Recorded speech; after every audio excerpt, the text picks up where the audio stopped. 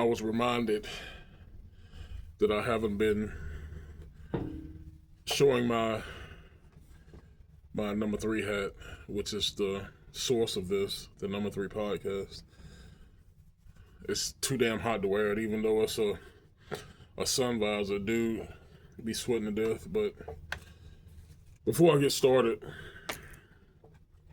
I want to send my condolences to the individuals in Venezuela. I think it was day before yesterday.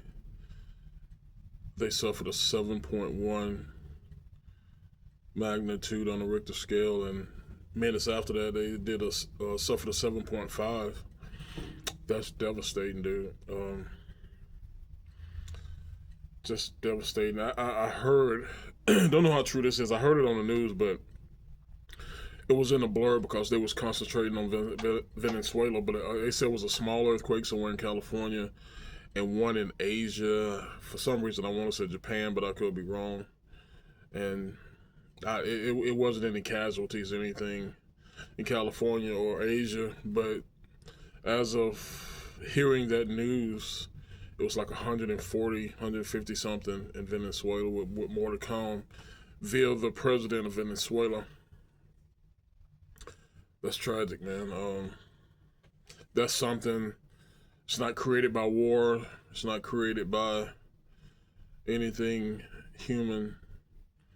It's just natural. Just something that occurred, man. You know, we have weather situations. We have natural disasters, and that just happened to be one of them. But briefly, let me dive into something that I don't have any notes on. I wanted to play some audio from a pastor by the name of Craig Lewis that I heard him in an interview. And he has been deep diving into the evil of hip hop and that culture for over 30 years. And he's an expert on it. And listen, I'm oblivious to it. Just recently have I, discovered about, things about Jay-Z and those characters. But, it's a big back to Africa push from these Marxist Negroes. And he was basically saying that, a lot of this is tied into witchcraft. And listen, I'm not going to put it as eloquently as he did, because I'm not that smart, but he even referenced some movies with Wakanda and some other movies from out of Africa, like Black Panther and stuff like that. He referenced those movies to the way some costumes that Jay-Z and Beyonce has worn that is tied into idolatry and witchcraft and evil. And he ties it in beautifully. I can't. But the bottom line is that he goes back to African Bambaataa. Hip-hop from its beginnings has been about the dark, the evil, straight out of Africa. I remember in the early mid-90s, there was this group, and I can't remember their name. Don't know if they were associated with African Bambaataa or whoever, but they always wore the African flag colors. And Africa is a country, so there's Africa is a continent with many countries, so there's many flags come out of Africa. But I think it's the red, the black, the green, suckers. That's what they used to say. The red, the black, the green, suckers. That group, it was a part of his analogy about the evil connecting hip-hop to this African witchcraft thing. Listen, I'm sorry. Things like this, you want to do it professionally. You want to do your homework. You want to study. You want to, look into things. I heard this interview yesterday, and it's been on my mind, so I want to talk about it. But his name is Craig Lewis. Easy to find. Everybody's got the internet. Look him up, and you'll see what I'm talking about. That was a time in my early days, and I want to go back to African Bambaataa, Planet Rock, that I fell in love with what we know as hip hop today. It was rap back then, rhyming and rap. And through the years, I've had my favorites. Ghetto Boys. A lot of groups out of Atlanta, one or two out of Florida, some out of California, Washington. I've had my share of favorite rappers and favorite rap songs. But just like the secret societies, the Freemasons and fraternities and sororities, when you're that young, you don't know. You just want to be a part of something. I wanted to be a part of something, so I joined, or I was accepted. Now I know the truth and I don't want to have anything to do with it anymore. A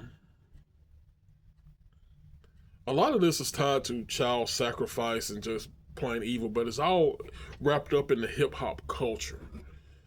And I even heard the interviewer reference the Carmelo Anthony deal and so the West Memphis Six, where they was in the witchcraft and all that crap, and they was influenced by groups like Metallica, saying that Carmelo Anthony may have been influenced by the hip hop culture. Music is influence. We listen to music to be influenced. So listen.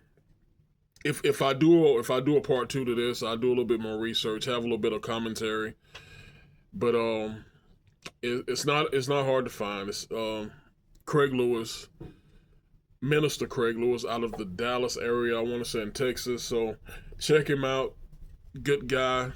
He is a historian when it comes to this hip hop culture and the evil and its roots and the African evil, demonic side. So do your research, check it out, and we gonna go forward. Before I close up, let me just say a prayer again for the men and women and children in Venezuela, man. That's devastating.